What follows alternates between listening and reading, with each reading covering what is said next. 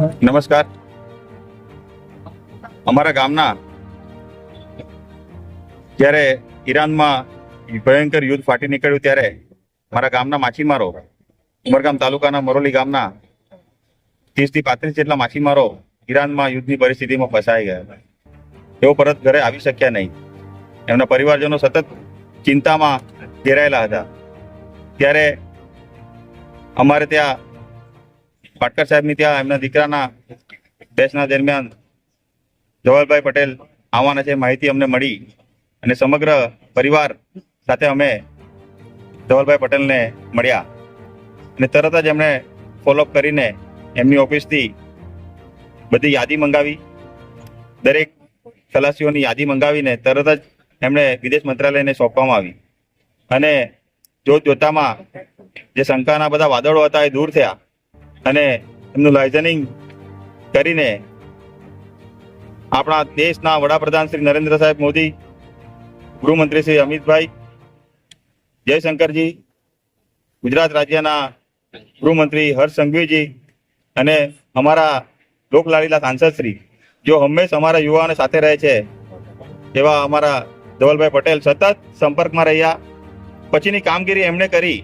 અમને તો ખ્યાલ પણ નહીં રહ્યો. અમને ત્યારે ખબર પડી કે એ લોકો પ્લેનમાં બેસી ગયા છે અને એ લોકો આવવાના છે. ત્યારે આખો પરિવારમાં ખુશાલીનો માહોલ છવાઈ ગયો અને કોઈ પણ જાતના ચાર્જ વગર એ લોકો સરકારના પૈસે એ લોકો પાછા આવી રહ્યા છે અને ખૂબ જ ભયાનક પરિસ્થિતિ. અમે તો સતત એમના વિડીયો જોતા હતા અને રોજ એ લોકો આજીજી કરતા હતા કે તમે કંઈક કરો અને સતત ધવલભાઈ અમારી નાના કામની ચિંતા કરી છે. અને આજે જ્યારે એઓ ચેન્નઈ ઉતર્યા ત્યારે અમે પરિવારે હાશકારો અનુભવ્યો છે.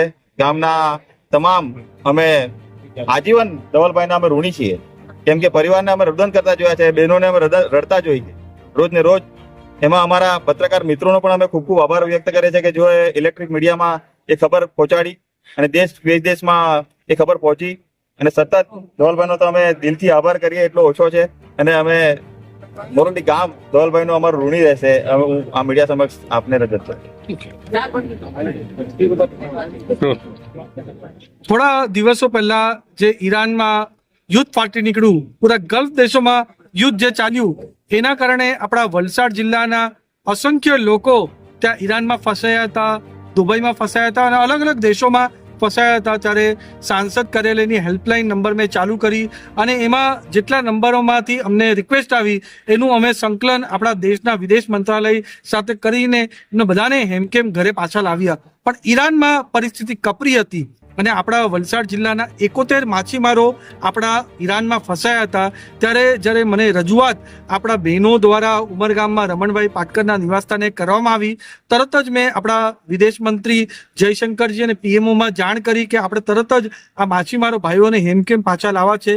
અને સતત અમે સંકલનમાં રહ્યા માછીમારો ભાઈઓ બહેનો સાથે. અમે વિડીયો કોલના મારફતે પણ વાત કરીએ.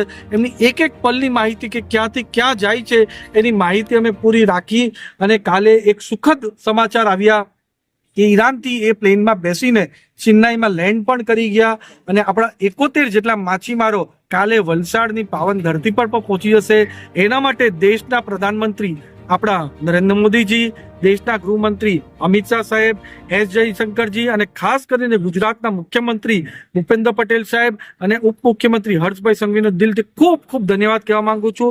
અને પાછી ખાતરી આપું છું કે આપણા ગુજરાતીઓ અને ભારતીયો કોઈ પણ કપરી પરિસ્થિતિમાં દુનિયાના કોઈ પણ ખૂણે આ રીતે ફસાશે તો અમારી ભારતની સરકાર અને રાજ્ય સરકાર એમને હેમકેમ સારી રીતે ઘરે પાછા લાવશે, એ અમારું વચન છે.